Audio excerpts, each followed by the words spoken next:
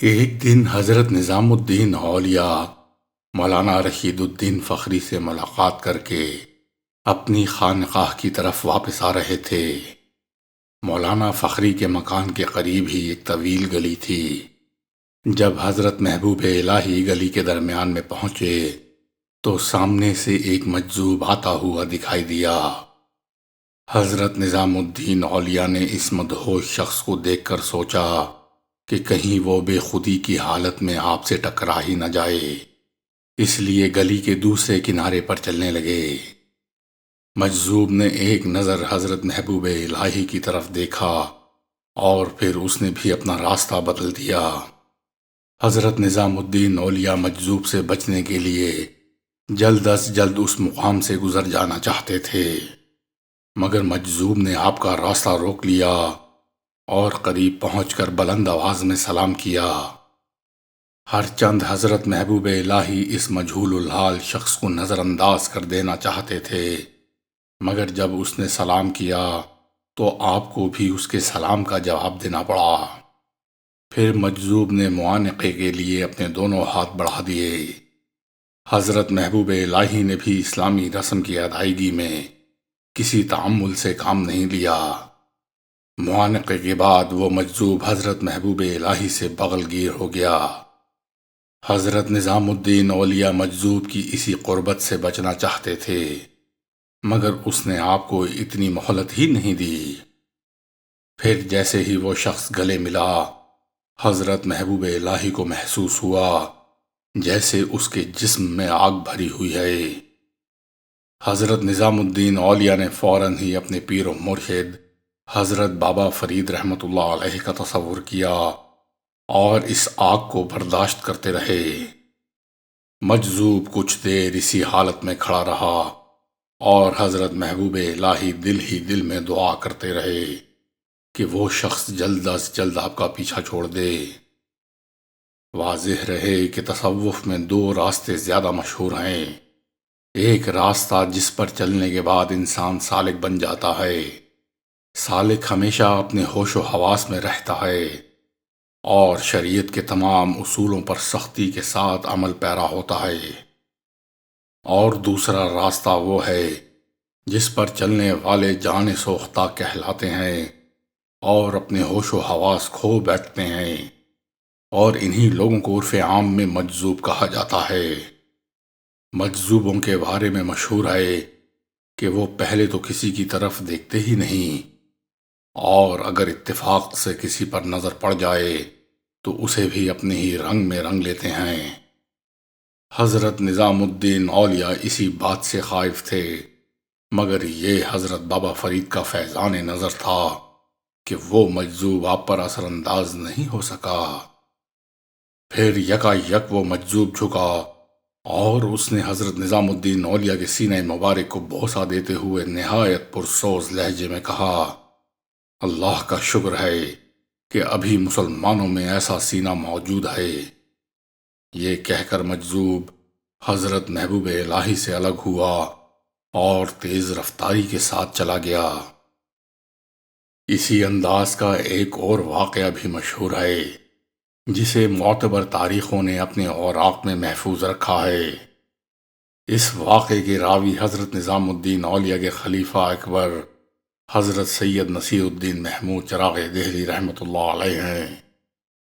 ایک مجلس خاص میں حضرت نظام الدین اولیاء نے فرمایا، ایک روز میں دروازہ پل کے قریب تھا اور مجھ پر انتہائی مایوسی کی کیفیت طاری تھی۔ میں نے اپنے دل میں کہا، نظام تم کہاں اور محبت الہی کہاں؟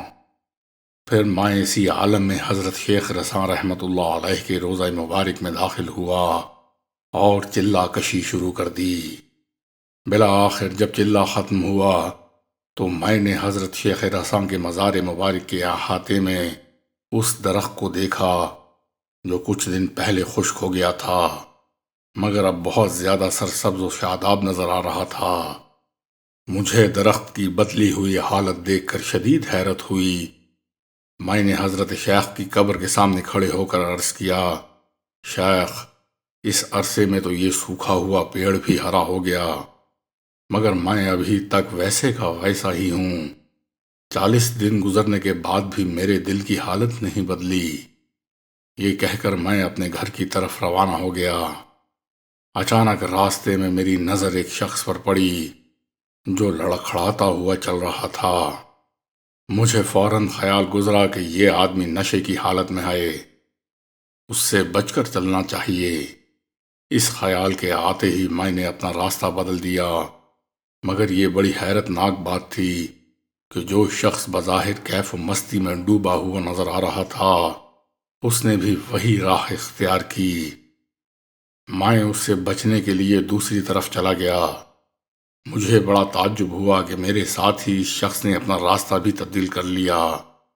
پھر وہ میرے قریب آیا، سلام کیا اور اپنے دونوں ہاتھ معانقے کے لیے آگے بڑھا دیے۔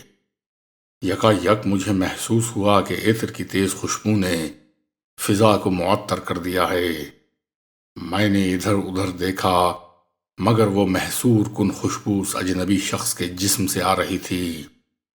مجھے شدید حیرت ہوئی کہ وہ شخص ظاہر میں کیا نظر آ رہا تھا اور اس کی اندرونی کیفیت کیا ہے۔ ابھی میں اپنے خیالات میں گم تھا کہ اس نے مجھے مخاطب کرتے ہوئے کہا، صوفی، تجھے میرے جسم سے ابھرنے والی خوشبو پر تعجب ہو رہا ہے، مگر تو اپنے دل کی طرف نہیں دیکھتا کہ تیرے سینے سے حق تعالیٰ کے عشق کی خوشبو آ رہی ہے۔ یہ کہہ کر وہ شخص غائب ہو گیا۔ بعض روایتوں میں درج ہے کہ وہ اجنبی شخص رجال الغیب میں سے تھا اور باحکم خدا اس لیے آیا تھا کہ حضرت نظام الدین اولیاء کی تالیف قلب کر سکے۔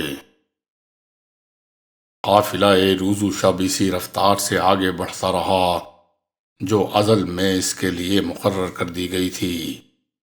اہل ہوس خوش تھے کہ خسرو خان نے ان کے لیے اس قدر سامان نشاط پیدا کر دیا تھا کہ ہوش و خرد کی تمام طاقتیں مفلوج ہو چکی تھیں۔ شراب کی بدمستیوں اور رقص و سرور کی ہنگامہ آرائیوں نے امراء کی بڑی تعداد کو اس قابل ہی نہیں چھوڑا تھا کہ وہ اپنے ضمیر کی آواز سن سکیں۔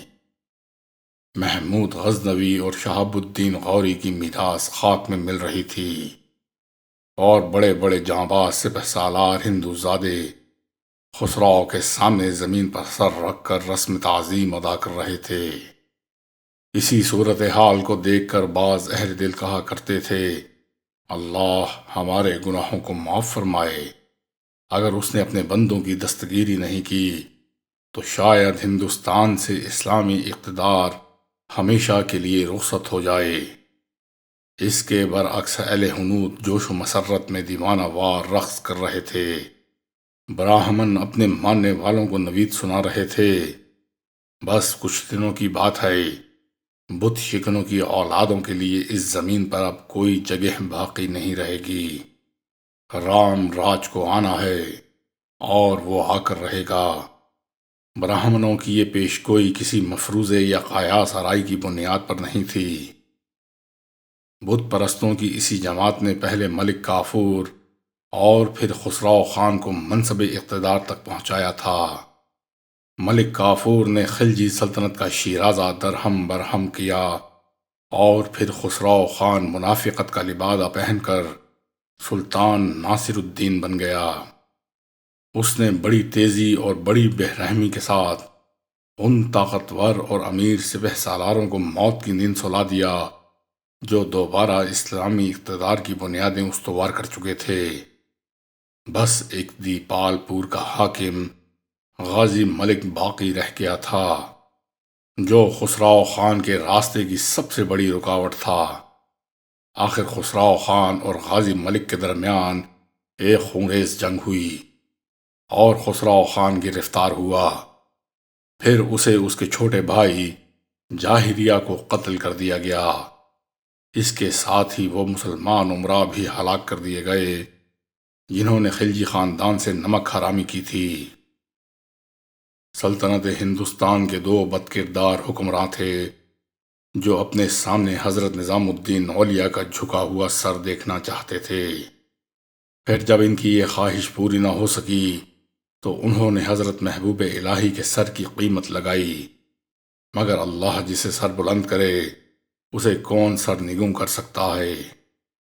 خسرو خان نے قطب الدین مبارک شاہ خلجی کا سر کاٹ کر نیزے پر بلند کیا، پھر 5 ماہ بعد ایک مرد جاں باز غازی ملک نے خسرو خان کو تہ تیغ کر ڈالا، اور حضرت نظام الدین اولیاء کا نہ صرف سر باقی رہا بلکہ اس کی بلندیاں اوج ثریا سے بھی گزر گئیں۔ ارشاد باری تعالیٰ ہے، اس دن اس کے دوستوں کو کوئی خوف نہ ہوگا اور نہ وہ کسی غم میں مبتلا ہوں گے۔